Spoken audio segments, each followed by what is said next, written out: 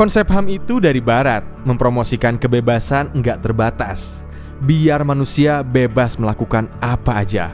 Ini bahaya dan sangat bertentangan dengan Islam. Bener gitu? Kita tahu kalau nggak semua orang itu punya hak. Ada juga yang punya sneaker, pentopel, bahkan nyeker. Tapi sekarang bukan mau bahas hak yang itu.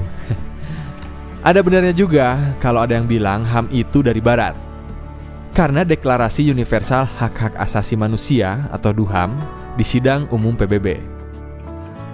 Tapi jangan lupa, dunia Islam melalui organisasi konferensi Islam juga bikin deklarasi Kairo, yaitu Deklarasi Hak-Hak Asasi Manusia yang diinisiasi negara-negara Muslim.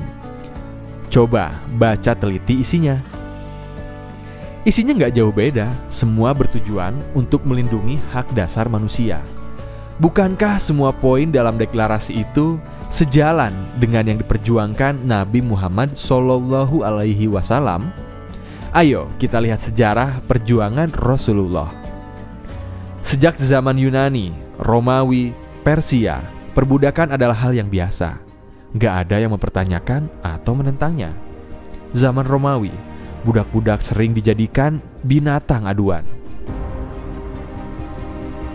Di kalangan Arab Jahiliyah, budak dianggap barang yang dapat diperjualbelikan. Para tuan biasa menjajakan budak perempuan sebagai pelacur dengan memberi tanda bendera merah di depan rumahnya.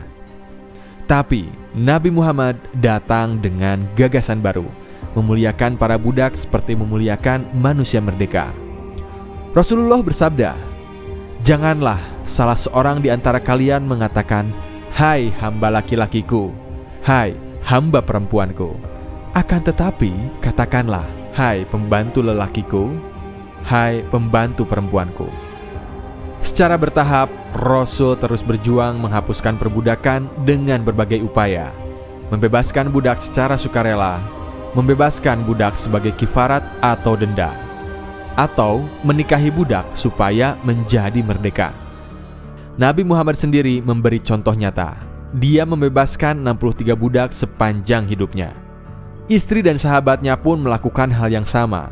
Aisyah memerdekakan 67 budak, Abbas 70 budak, Abdullah bin Umar 1000 budak, Abdurrahman bin Auf 30.000 budak. Dalam tradisi zaman itu, tawanan perang atau yang ditaklukkan otomatis jadi budak.